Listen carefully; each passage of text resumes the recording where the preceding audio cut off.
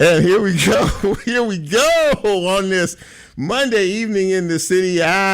Sometimes these shows sneak up on you. But any event, welcome to the Monday 6 p.m. edition of Real Talk Memphis. Yes, ladies and gentlemen, it is a live broadcast, and I am a live human being behind the microphone. I am your humble host. My name is Chip Washington, and it is great to be with you all this evening. A few raindrops hitting the windshield on my way down here this evening. Nothing too dramatic, but cools things down a little bit, and we could all use some of that. So I hope that you have been doing well since we last gathered at the river about 7 days ago, and the week has been good for you and everything else involved in it. As far as we are concerned tonight, I have a good show for you this evening, so sit back, relax, and take a chill pill for the next hour of a great conversation with some great guests. I will lay those out for you in just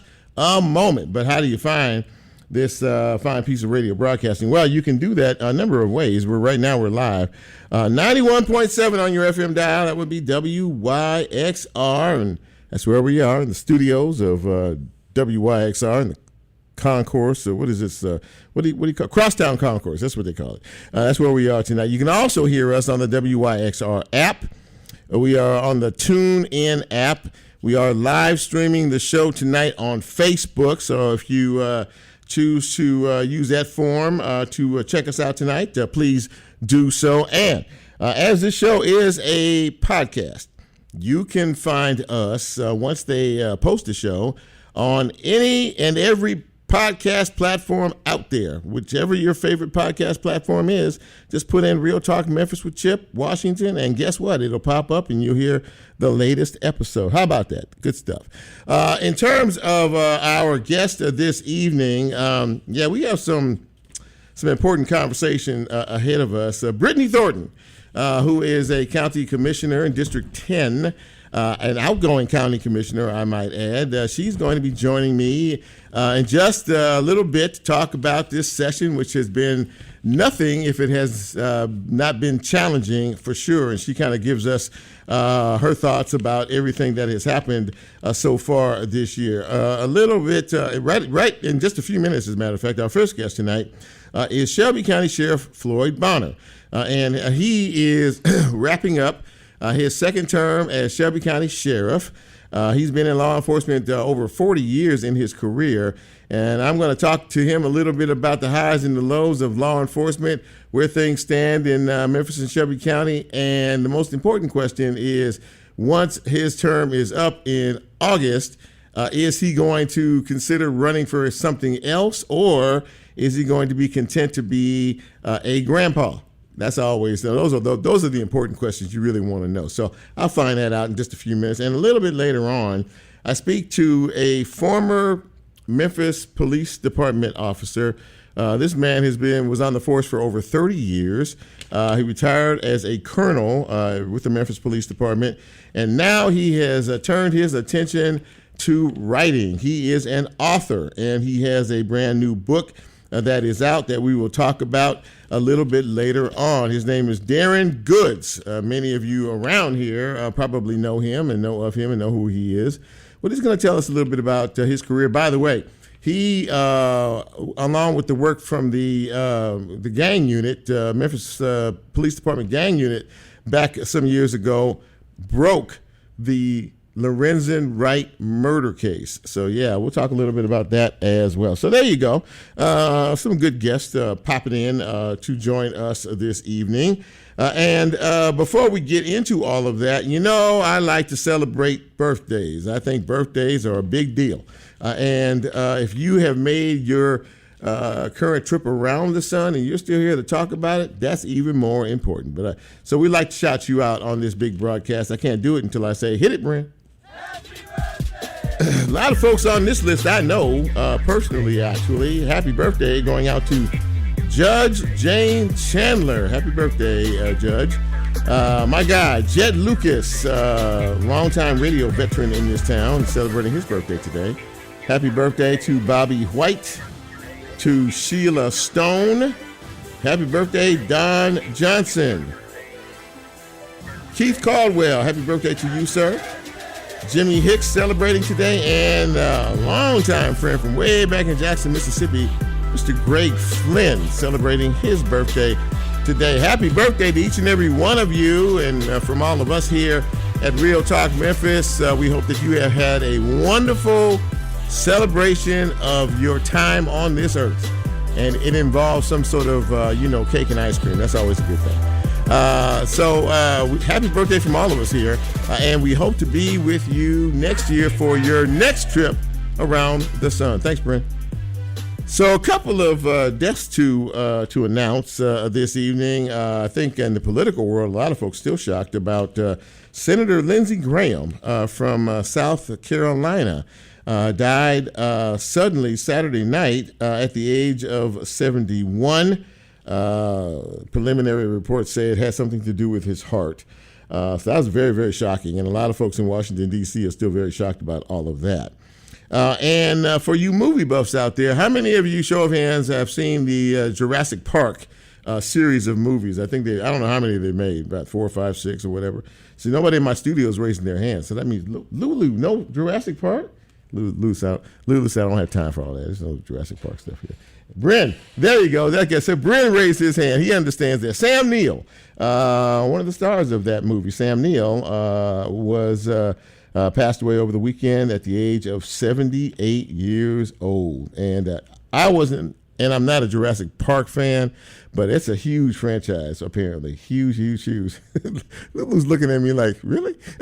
So anyway, but may their memories always be a blessing. Let us take a quick look at some news and notes this evening. All right, so this is, we're getting close to the time, ladies and gentlemen. What time is that, you say, Chip? Election time. This Friday, the 17th of July, begins early voting for the current election. And this is, as we have been saying over and over again, an election of consequence. It is a major election. And if you've never gone out to vote, you might want to try it this time. Because this is about as consequential a situation as we've ever seen or had. And again, it is too important for you to miss. So we hope that, whether you do it on election day or you do it early, I like to vote early, get out and exercise your right to vote. And let's see, in other news here, we have had some situations that have occurred here lately in our city that have really gotten a lot of attention, but for the wrong reasons. And one of the things that has gone on is many of you has probably heard about the heat going out, the heat over at the Shelby County Jail. And we'll talk to Sheriff Bonner about that in just a couple of minutes. But, it has been impossible. 90-degree temperatures inside the building, no air whatsoever. This has been an ongoing battle over a long period of time. We all know that the jail is falling apart at the seams. We all know that we need a new one. We all know that we need fixes quickly, but the problems just continue to mount and mount and mount. And in 201, the building itself, the criminal courts were down today because of heat and because of the flood they had a couple of weeks ago back. That is still causing problems. So courts were closed today. I heard before I left that they would probably be closed tomorrow as well. So again, ladies and gentlemen, if you have a business down at 201, you might want to check with those folks. You might want to call and find out whether or not the building will be open again. So problem after problem after problem as pertains to 201 Poplar. Many folks are talking about the incident that happened with the young man, Nolan, down in Mississippi. They found him on an island. They were on some island off the Mississippi coast. He and some friends. Well, the friends made it home. He didn't make it home. 18 years old. They found his body, there on the rocks, and it looks like it's a very suspicious situation in terms of exactly what happened, how it happened, who knows what about what happened. And again, the investigation is ongoing. His parents are extraordinarily upset in all of this. A lot of people are asking questions that we can't seem to get answers to at this particular point in time, but the investigation is ongoing and it continues, as it does for a couple of cases here. The Cohen Wiley case, the 1-year-old child that was shot and killed about almost a month ago, we have still not gotten any closer to finding out exactly what happened, why it happened, and the way it happened. We have heard nothing from the Mississippi Bureau of Investigation, who is supposed to be investigating this. We have heard nothing from any public officials in Senatobia. We have heard nothing from either the mayor or the police department or anything. Everybody is tight-lipped. Nobody's saying a word. And when situations like this continue to fester, folks start to get a certain type of reaction. And I think that we're starting to feel the reaction of people now in terms of some of these cases that we can't seem to get any answers to. More questions than answers, and that's not a very good thing, because what that does is it starts to put doubt in people's minds. And when people start doubting things, their emotions take over, and one of those emotions is anger. And you're going to start to see people start to bubble over with angriness and anger in terms of their emotions, because they can't seem to get any answers to the open questions of shootings that have occurred in this town and that we have no answers for. So, with all of the disagreements that are happening, with all of the circumstances that are happening, with the big election that's coming up, there is a lot at stake here. And most of us need to start to focus in, pay attention to what is going on, and demand answers when answers are needed. That's all I'll say about all of that. I will stop there. I will take a quick break, and when we come back, we'll get into the show.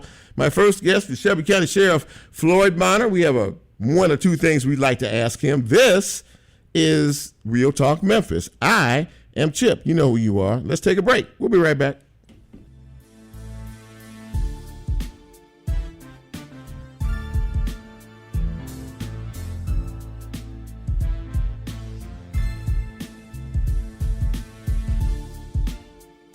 If you like Real Talk, here's a way you can get involved. Do you have a show topic idea or suggestion? Want to be considered a guest or have a guest idea? Then send Chip a message on his Real Talk show page and you can be a part of the Real Talk experience. So as he always says, go out and tell somebody. We'll be right back.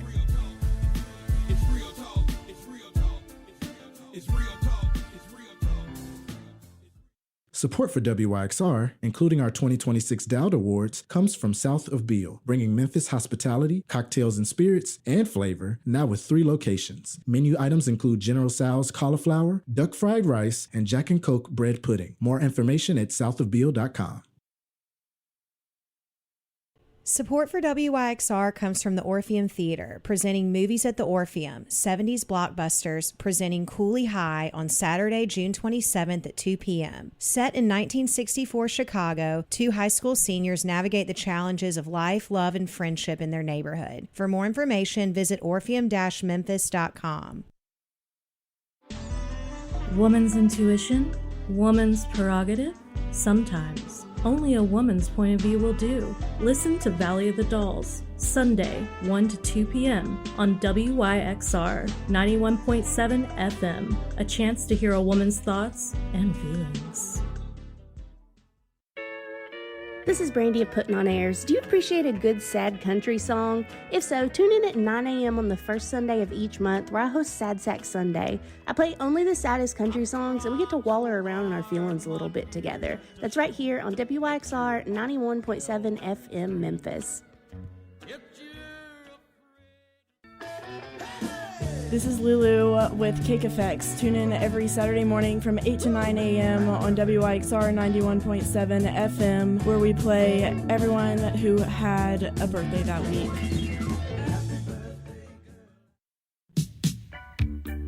Hey, this is Jerry, and you're listening to WYXR 91.7 FM Memphis. My show, Without a Net Radio, coming to you from 8 to 10 p.m. every Sunday night. I'll be playing you some good music. Tune in and listen.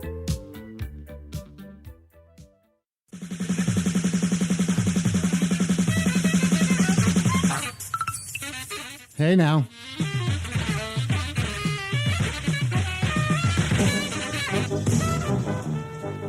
It's your pal Robert Gordon from Tuesday afternoons at the Idle Hour. I don't know how to work the controls. I don't know what I'm going to play. And no one's going to make you listen.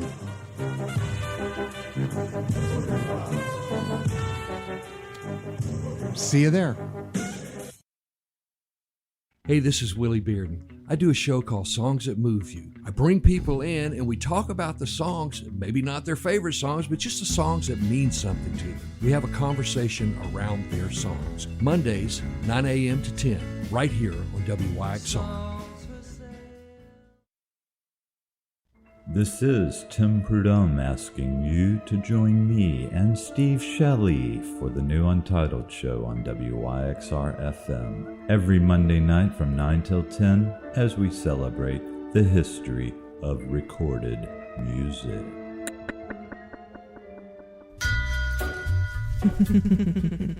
Hello, friends. Are you craving a soundtrack for the supernatural?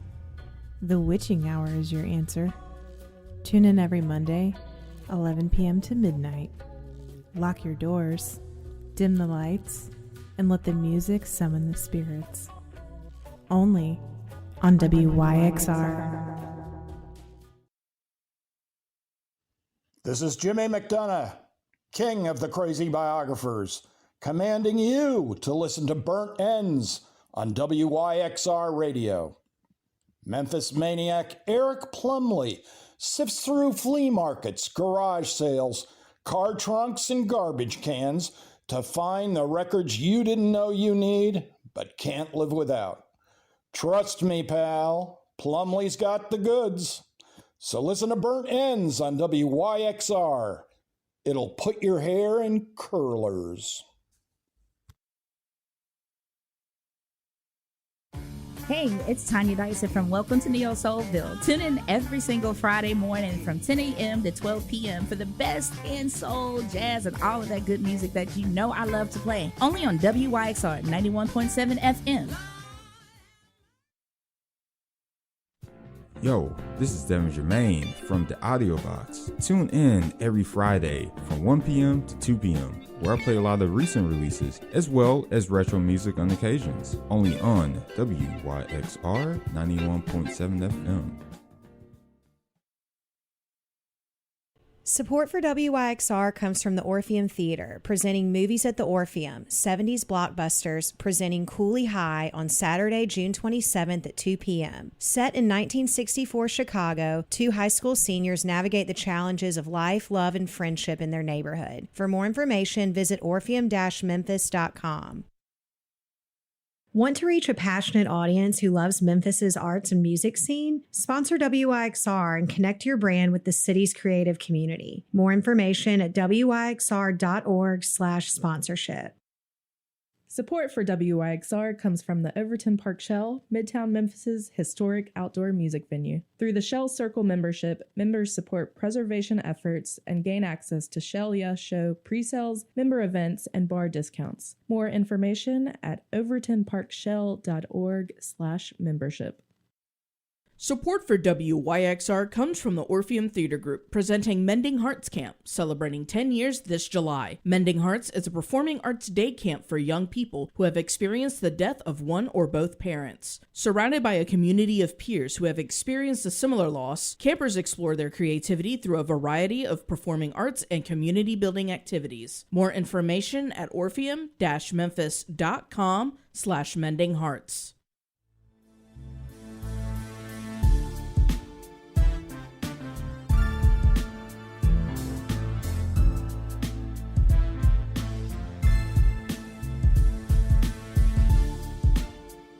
Get Real Talk on the TuneIn mobile app under WYXR, and he's now streaming live on Facebook. And you can also catch a rebroadcast on YouTube. Just put WYXR in the search box and hit subscribe.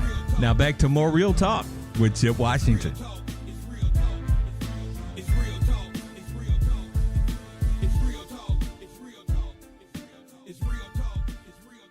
And welcome back to Real Talk Memphis on this Monday evening in the city. Chip with you, and we are awaiting our first guest, Sheriff Floyd Bonner. He's trying to trying to log in, and we are waiting for him to do that. Hopefully it won't take too long.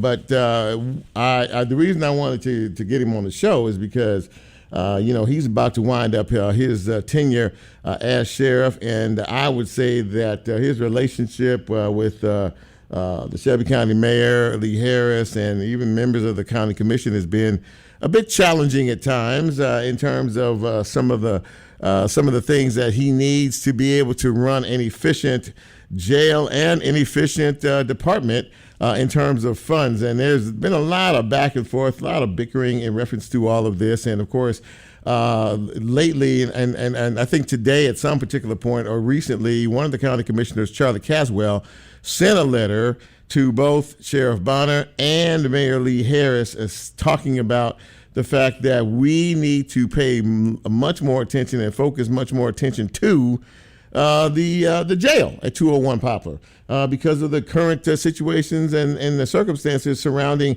what is happening out there. Many of you are aware of the fact that this is summertime in Tennessee, and it gets really hot down here in Memphis, and it has been. And the air has gone out a few times down in the jail, and several employees have taken ill. Some of the inmates have taken ill as well. And this is causing quite a big problem. Over the weekend, I think they had another chiller, is what they call it, big air conditioning unit that was sent over there to try to reduce the temperature. And I think it did just a little bit, but still. It's going to be a lot hotter before summer. We're just getting into July. And so it's going to be a lot hotter before the summertime is over. And they need some help and some assistance down there. So that's a big deal. And as the sheriff prepares to take his leave after 8 years, I think it's important to sort of understand some of the highs and lows of being sheriff during this particular point in time, and some of the things that he's most proudest of in terms of the office and some of the other things and the initiatives that he has passed. And more importantly, it's been, I think, for him over 40 years in law enforcement, very, very long time. I'm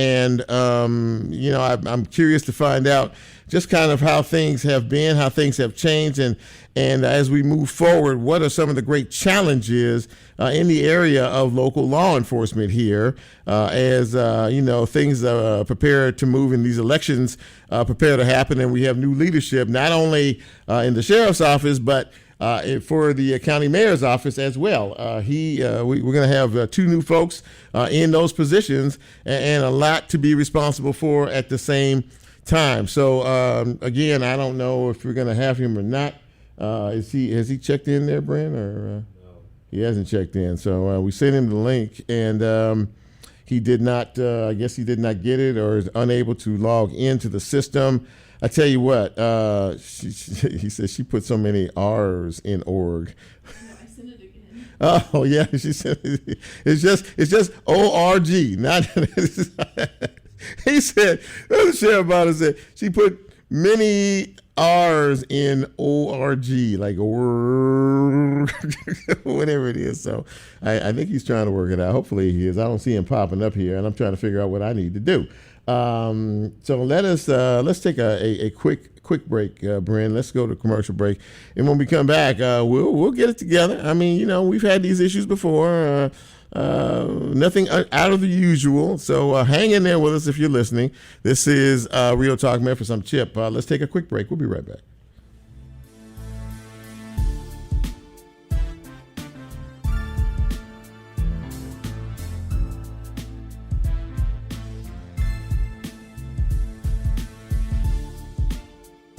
If you like Real Talk, here's a way you can get involved. Do you have a show topic idea or suggestion? Want to be considered a guest or have a guest idea? Then send Chip a message on his Real Talk show page, and you can be a part of the Real Talk experience. So as he always says, go out and tell somebody. We'll be right back.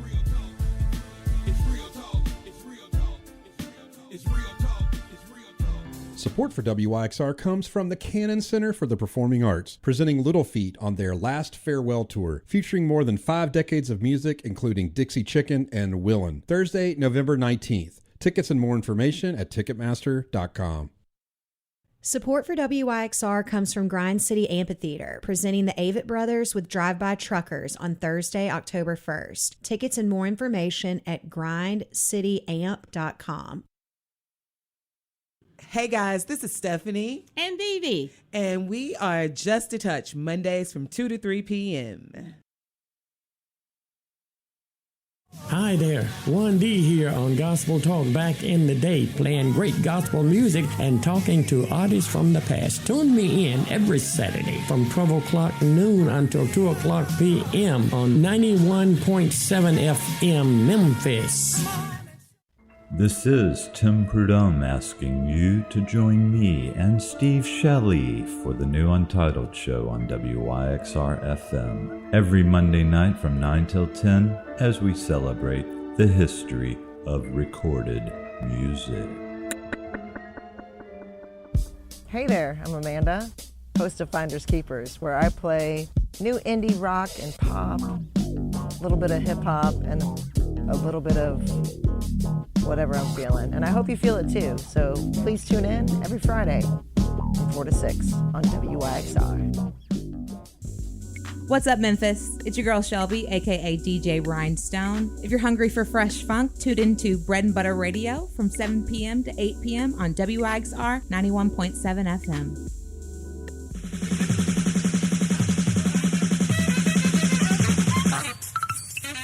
Hey now.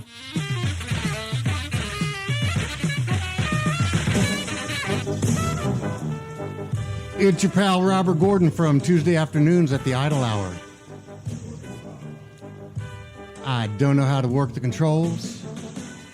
I don't know what I'm going to play. And no one's going to make you listen.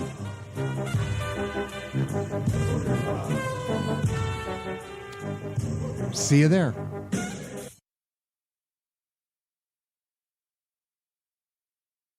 There's really nothing better than a box of records, not even a bottle of beer. Drinks are gone in a matter of minutes, but vinyl just won't disappear. Hi there, this is Zach Ives. My show, A Box of Records, plays every Tuesday night, 4 p.m. to 6 p.m., right here on WYXR 91.7 FM, Memphis, Tennessee. Love listening to Obscure 45s but no time for crate digging? Tune in Thursdays at 5 p.m. for Burnt Ends with Eric Plumley. He's already done the hard work for you, right here on WYXR 91.7 FM, Memphis.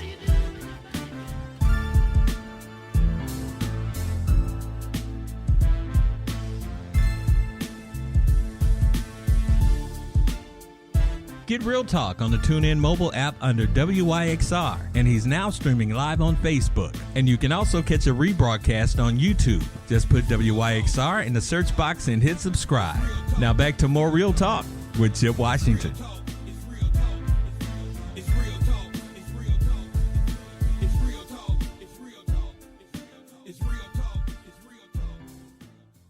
And welcome back to Real Talk Memphis on this Monday evening. Chip with you. I don't know that we'll be able to get Sheriff Bonner. I don't know if that's him logged in. I don't know who that is up there, but we're moving on. And my next guest is someone who has been on the county commission for the last 4 years, and I guess I can call her outgoing now because her term is about up. But it's been a while since I've caught up with her, so I'm glad to be able to have this conversation with her. Please welcome to the show, County Commissioner Britney Thornton. And Britney, it's good to see you, my friend. How are you? Always a pleasure to be with you, Chip. I've been waiting a little minute. You made me wait a little minute this time. Well, I know. I'm sorry. You know, it's the radio thing. It's the technical thing. But we're good. We're good. We're good. I'm glad. I'm glad you're here with us. So, you know, you're about to wrap up a 4-year calling, I would say, stint on the Shelby County Commission. I would imagine that during this time period, you have learned a lot. there are many ups and downs when it comes to governmental issues. What do you think is the biggest lesson you've learned during your time on the county commission? You know, you're so true. So it's been a really great learning experience for me. I'm a first-time elected. I don't come from a political family, so I went in just so green. Coming out, I think that I have a better understanding of just how government actually works, and just this understanding that, you know, people say government moves slow. It's really just because people choose to move slow. So, you know, the agenda that you vote into office, it just matters. We'll leave it at that. Okay, we can do that. Well, you know, having said all that, and I know that there have been some very challenging times that you all have had to face, and this year seems to have been pretty. I don't know exactly what the word is to use besides challenging. Well, how would you describe it in terms of, because you know you have how many of the 13 of you, right, on the county commission? Is that yeah. So, 13. Yeah, you know, and a lot of different people with a lot of different backgrounds, a lot of different opinions, and a lot of different voices in all of this. And so, having said that, and you know, in terms of the fact that you're a political novice, I guess I need to ask you why, if you don't mind sharing, did you decide that after this term you didn't want to run for re-election as a seasoned public official? Yeah, you know, people have to remember I'm from the oldest Black community in the city of Memphis. So I have been reared to understand that when Black people are in power, that you're going to see Black solidarity, you're going to see Black excellence. And I just haven't seen a group of leaders that are committed to that. And so for me, you know, every single day that I would come into meetings, I'm coming from a low income community that has a lot of needs. And so seeing just kind of the resistance to actually serving the interests of poor Black and brown people, I just want to just take a step back just to kind of study it some more, because being on the inside is very aggressive when you're trying to be a change agent. And I just, I finished my term, and I'm just gonna rah whoever is taking on, you know, the position after me to figure out like how we can hopefully collectively like try to push for some changes together. Yeah, you know, this election that we are about to get into has a lot. There's a lot going on here. I mean, a lot, in a lot of different areas, a lot of different ways. You know, a lot of the folks in the county commission running for re-election. You have some new folks that are coming in as well. When you survey the landscape, Britney, and I can understand that there will be times when there will be some frustrating moments in terms of maybe a path forward from your eyes or from your perspective, of maybe from another county commissioner's perspective, that could be a bit on the frustrating side. Let me ask you something that is sort of top of mind today. And that is, we heard about the recent audit from the state in reference to the Memphis and Shelby County schools, and that there was a deficit, and they talked about waste, fraud, and abuse to the tune of many, many millions of dollars. A board has been appointed by the state. They were about to take over when the elected board filed a lawsuit, won the temporary restraining order to kind of put a pause on things right now. The county commission is also involved as a partner in this lawsuit. Am I correct in that? Yes.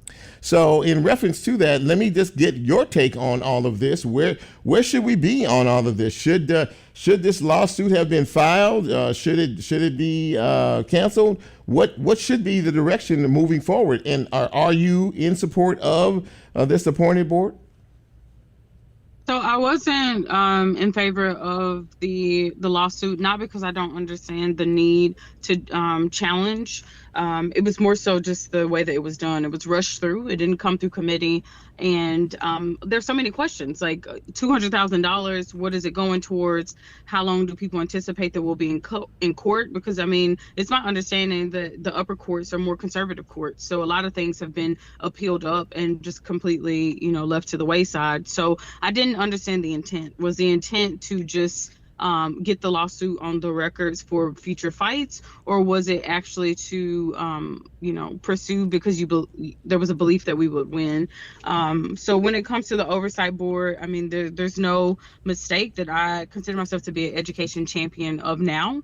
I think that a lot of people hold on to some of like the more traditional beliefs of what the quality of public education is here. But if you go into schools, and I represent Hamilton, Melrose, Oak Haven, and Middle College High School, for my neighborhood schools of Hamilton, Oak Haven, and Melrose, there is an experience that is just absolutely subpar. And it's not because we don't have caring teachers and passionate parents. It's like the facilities alone are very much so just subpar. And so it's like we can't give our kids a high quality education, and I think that plays out in the outcome. So the overwhelming majority of our students are not grade level ready, and we're graduating droves of ill-equipped adults. And I think that at the neighborhood level where I operate, it is a huge problem right now. In 201, I know over 5 people from my neighborhood that are in 201 for various reasons. And when I think about how they got there, I can honestly say that their community did not offer them the protective factors and just resources that they needed to be more successful. And to me, that is not just a person personal responsibility problem. That's a community problem. That's a government resource allocation problem. And I just don't think that we're doing it right. We have some great challenges. I talked earlier about the Shelby County Jail 201 and the air issues and things like that. There is a need a desperate need for repair in some of these schools that you just mentioned, and that are needed as well. You're trying to build a new hospital, a new Regional 1 hospital. There's an awful lot on the plate here. And how does one in a position like yours, how does one prioritize what's important and what's maybe less important? So I'm going to leave this for the listener because we're about to cast some pretty important votes. I want everyone to think about the vision that each of the candidates that you'll vote for. What do they have? And if you don't know the vision, don't feel compelled or forced to have to vote for someone because of a political party or because of what someone is saying. We need to make our electeds align with our agendas, which foundationally means that we need to come to the table with an agenda. If you don't tell an elected what to do, then you cannot expect that in decision-making moments that they're mindful of you. And that is a huge problem across this county, particularly where the resources need to go. So what that looks like is you have a lot of senseless allocation of resources, people who are serving 5% of the issue but getting 100% of the funding. And so to me, the most foundational thing that we can do is we need to organize our neighborhoods. We need to have people speak up for their own issues, and people need to elect representatives of their own agendas. If you elect leaders, they are going to be human and they are going to do what works in their best interest. And I've seen that these past 4 years. Personal self-interest is reigning supreme in Shelby County. And so when we have multiple billion-dollar projects, we're struggling to be able to do what needs to be done because we have all these competing priorities that to me are lesser priorities. And here we are without a Regional 1, budget that's sufficient, without enough monies for the schools, with over $1 billion in deferred maintenance. Like, county officials need to heavily be scrutinized and critiqued because we are not doing our most basic jobs well. Well, that's very interesting, and it's honest too in terms of what is really going on. I think people really need to understand what you just said and the importance of doing your due diligence. If you're going to go to the polls and elect folks, or you're not satisfied or happy with what is happening now in the status quo, you have the opportunity as a voter to be informed and educated. And then when you go to the voting booth, hold the individuals that you're going to vote for responsible. It's interesting what you said about various interests and folks on one side versus the other side versus the other side. I'm gonna step back for just a second, and I want to go back to this school situation. Do you believe that an appointed board by the state of Tennessee should be the governing body over an elected board of individuals as we have on the Shelby County School Board now? So I'll say foundationally no. I do say when you elect a group of leaders that we have seen, like we as citizens and taxpaying citizens should not have to suffer for these terms. So to me, like, the difference in 4 years, my child could have graduated. Like, they could have started as a freshman and graduated and completely been overlooked and directly disenfranchised from poor leadership. So I think that there needs to be a sense of urgency to leadership. I love laws that allow for us to recall people elected. It's like, if someone is not serving your interests, they gotta go, because we're talking about very time sensitive things. If we had decades to be able to just wait things out, maybe. But when you're talking about a span of 4 years that you're locking yourself into with each person that you put into office, that is a very time sensitive time frame, and a lot can happen in your life. So, I'm the generation that has these kids in school. I'm watching so many of my my peers struggle with looking at their neighborhood school as an option, and I think that we're in a crisis mode, but nobody has rang the alarm that there's a crisis. So I support the organizers that are, for extreme measures, and it's not that this is even how I would want to have to vote, but my vote of no confidence was because I'm watching the same system that failed me when I was in school fail now my niece, and stand to fail a third generation in due time. Like, it's a broken system, and the compounding effect of it is really something that we all feel.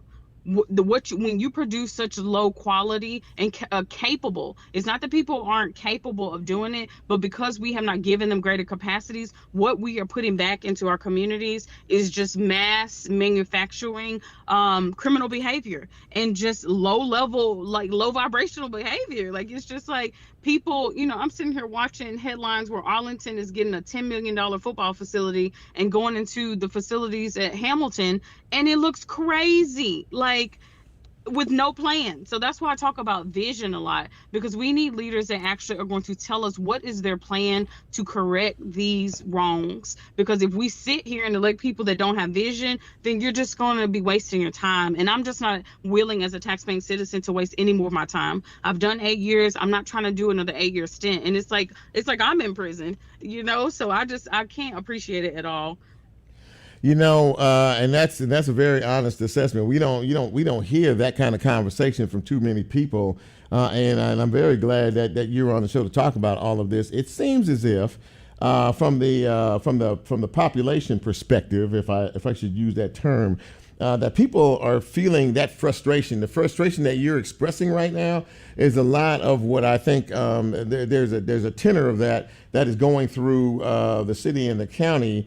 Especially as pertains to the educational aspect of things. I mean, there are a lot of folks who are very frustrated and very angry and very upset at the current structure, and that something needs to be done. And if you have to bring in folks to oversee the process and do it, then do it, because what we have in place right now is not getting the job done. Does that sound about right to you?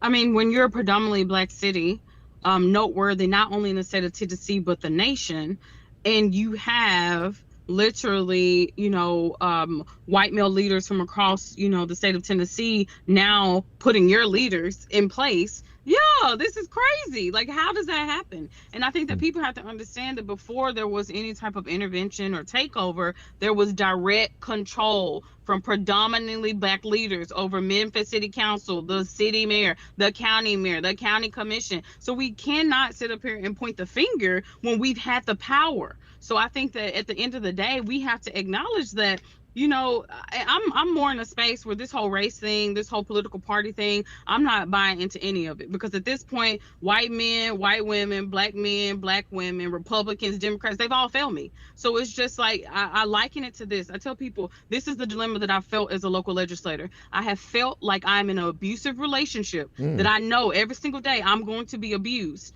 and that I'm going to take my chances now by entering into state custody where I could have something, bad happen to me. But it's the what is a guarantee versus what could be your experience somewhere else. So that's how I feel. I feel like we know for a fact that if we do nothing here under local control, it's going to stay the same. There are too many holes in our operations, and corruption and collusion and just nepotism. It's run this thing into the ground. So now we look over here to this thing that a lot of people view as evil, and you say, well, you're saying you're here to help, but history tells me otherwise. I'm gonna trust you, but I know that this is a big risk. So it's like, honestly, I feel so much for taxpaying citizens here, particularly those those that are inside the city limits of Memphis, it's like damned if you do, damned if you don't. But we've reached the point of I'll be damned if I stay in this space. And so at this point, you're having to dance with the devil and hope, that you'll be able to, I don't know, get something out of it. And it's a horrible posture. So I look forward to constituents taking back their power, because we have the numbers to be different in Memphis. But what we have done is we relinquished all of our control to a small group that has figured this thing out for themselves. Yeah. And I just resent the establishment here in the city and the county too much. Britney Thornton, ladies and gentlemen, the Shelby County Commissioner, Britney Thornton, outgoing and had some very pointed things to say about, and honest things to say about where things are right now. Britney, it is great to have you back on the show. I really appreciate you, and I'm sure wherever you are and wherever you go, I'll find you. And because I enjoy listening to honest conversations. So thank you for that. I appreciate that. Always. Thank you for sharing your platform. All the best in season. Yes, ma'am. Absolutely. Britney Thornton, ladies and gentlemen. Boy, now let me tell you something. Now, if you want real conversation, and if you want somebody who can give that to you from the seat that they sit in, real, honest, and unvarnished, that was the conversation that needs to be had around here. People need to be honest about what is happening around here, and you need to, if you want to see changes, you have the power, people, to take back these offices and move folks out and move folks in and hold them just as accountable as the last folks you moved out. Let's take a quick break, and when we come back, we will continue this Monday ride. It's Real Talk Memphis. I'll be right back.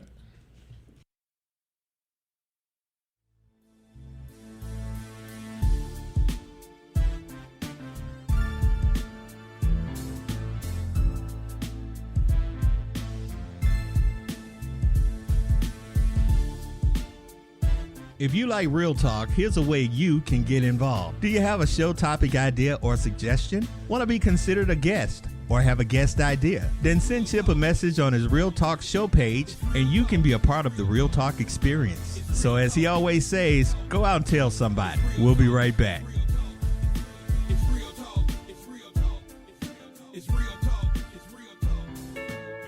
This is Brandy of Putting on Airs. Do you appreciate a good sad country song? If so, tune in at 9 a.m. on the first Sunday of each month, where I host Sad Sack Sunday. I play only the saddest country songs, and we get to waller around in our feelings a little bit together. That's right here on WYXR 91.7 FM Memphis. This is Pat Sansone. Join me for the Baroque Down Palace every Saturday from 2 to 3 p.m. here on 91.7 WYXR.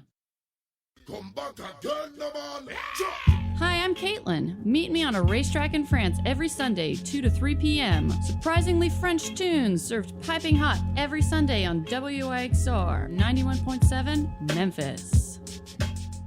This is Tim Prudhomme asking you to join me and Steve Shelley for the new Untitled Show on WYXR FM every Monday night from 9 till 10 as we celebrate the history of recorded music.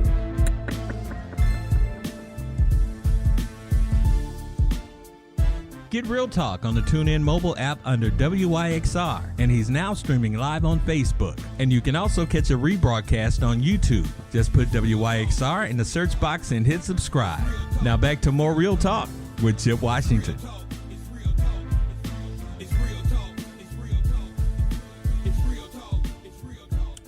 And welcome back to Real Talk Memphis on this Monday. Chip with you. And my next guest is another law enforcement expert. He spent over 30 years on the streets of Memphis, working with the Memphis Police Department in various capacities.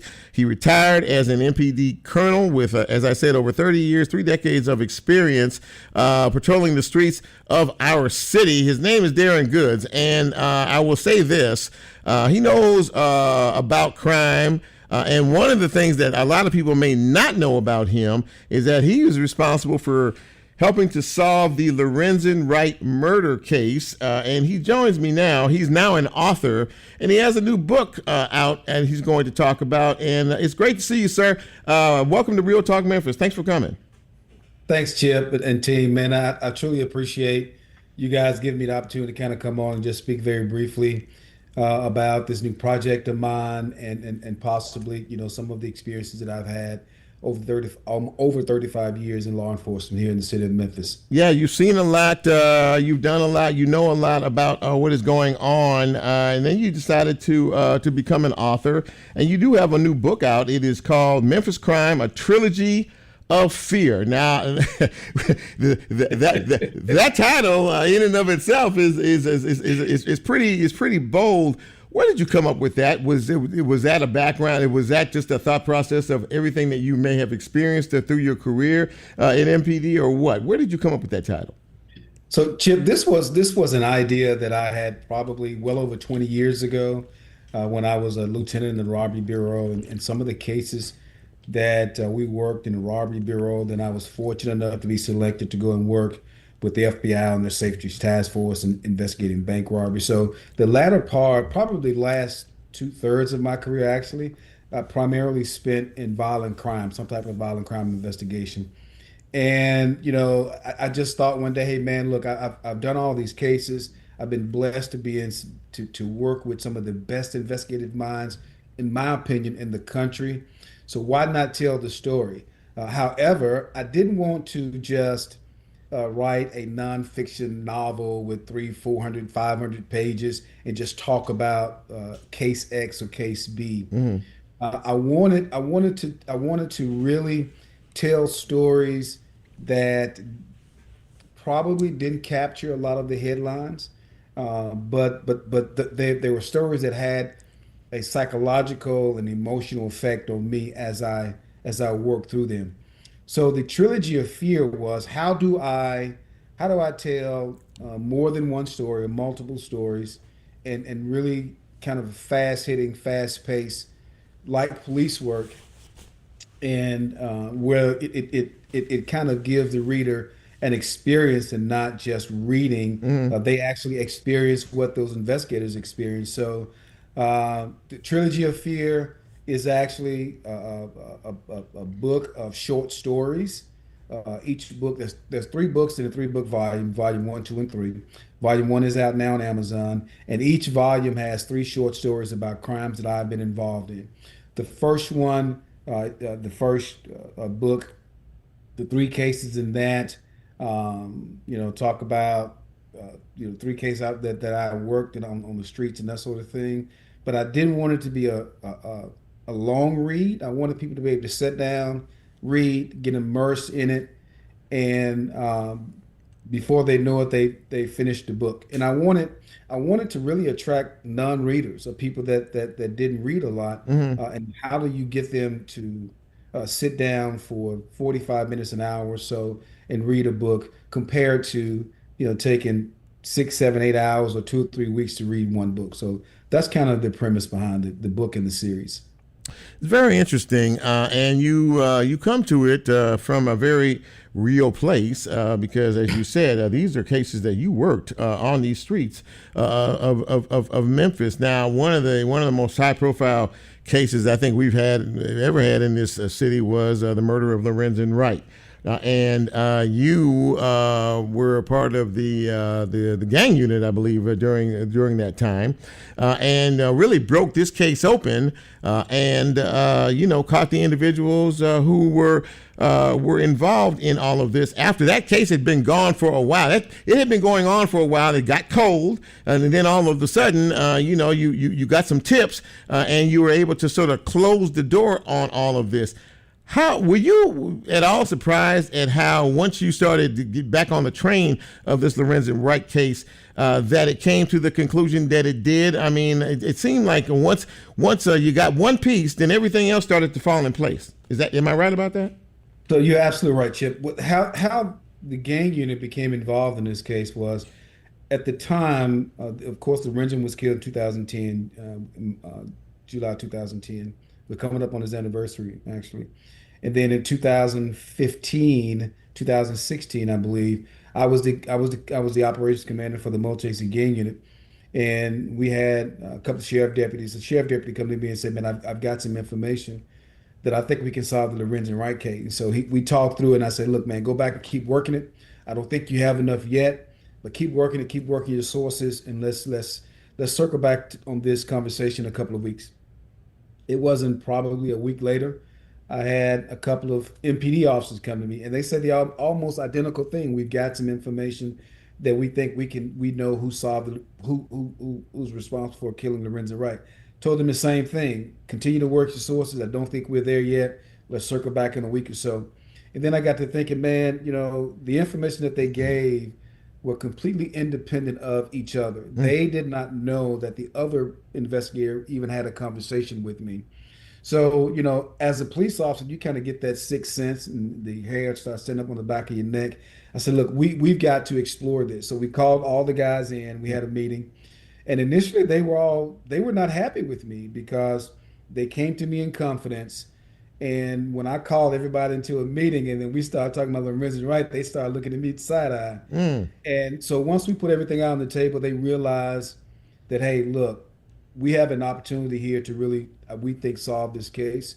So we went to then Director Tony Armstrong and said, boss, I think we can solve this. Here's the information. Give me an opportunity. And he said, you got it. What do you need? So we actually handpicked some investigators who I thought were really good investigators. That they all had different areas of strength. We built a team. So no two people had the same strength, because when you build a team, you have to have different people bringing different things to the table. And we got into it, and I said, look, we're gonna work this case like it happened last night. So collectively, we drove out to Callis Cutoff, and we, using GPS locates, we located what was where his body was located.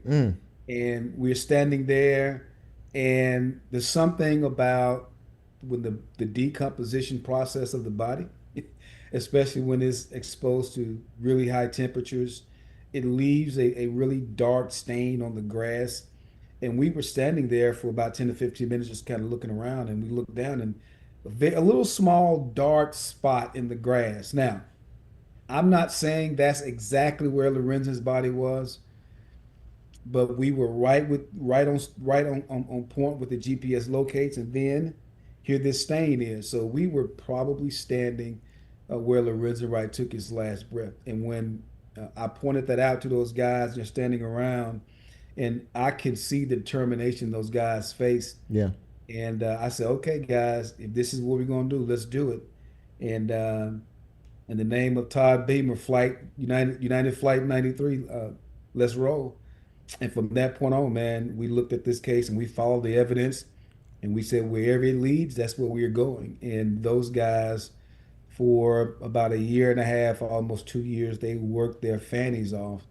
And we were very fortunate enough to bring some resolution to that case. Now, I will say this, one thing we had that the initial team didn't have, we had two things. We had time, because we were not under any kind of time constraints. We weren't under any kind of pressure. And we had access to resources within the federal government, the FBI, ATF, DEA, everybody in the alphabet soup. And we brought most of them to the table at some point.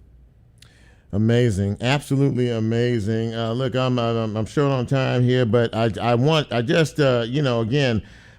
people to know and understand that when someone like you, who has the background and experience you have in law enforcement, commits to writing a book, 3 chapters of this thing, I think it's worth a read to really understand. But ladies and gentlemen, I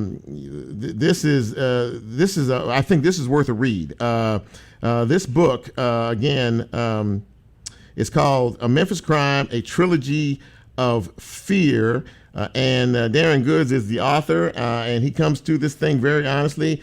It's really good to have you on the show. I want to get you back, and I want to talk more about law enforcement, how it has changed in the decades that you worked, where crime was, where crime is, what the perception is, if it's perception matched reality. So there's a part 2 to this conversation. I hope I can get you back and we can talk about stuff like that. Okay. I'd love to be back, Chip. I appreciate it, man. Again, thanks for the opportunity, brother. Thank you, man, for coming on the show. There you go, ladies and gentlemen. That about wraps it up for this evening. I know I'm about a minute or so over, but Brent Butler is sitting here, and he is preparing his show. It is called Event Horizon, and he's got another great show for you this evening. Brent, what can we look forward to from you tonight? Yeah, Chip, appreciate it. Tonight, I'm kind of taking something that DJ Larry said to me a couple weeks ago to heart. He mentioned, oh man, your show is like a metal song followed by a rap song, but he makes it work.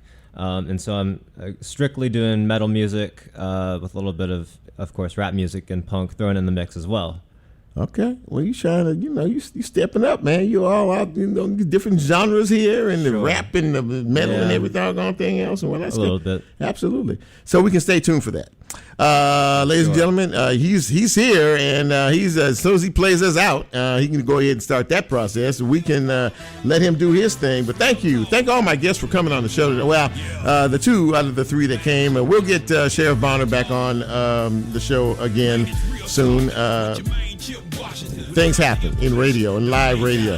But I want to thank you all for being part of what we do. As always, if you didn't get a chance to listen to the show live, check it out. Okay, this is a podcast, and if you missed Britney Thornton's interview, County Commissioner Britney Thornton's interview, you need to check it out. I'm not saying it for me.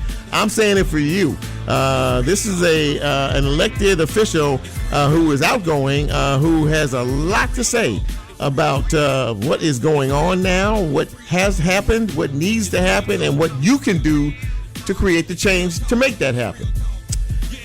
So for all of us here at Real Talk Memphis, for Bren coming up in a minute, for Lulu, and for yours truly, thank you for being a part of what we do. God bless. Until next time. And until next time, we are out.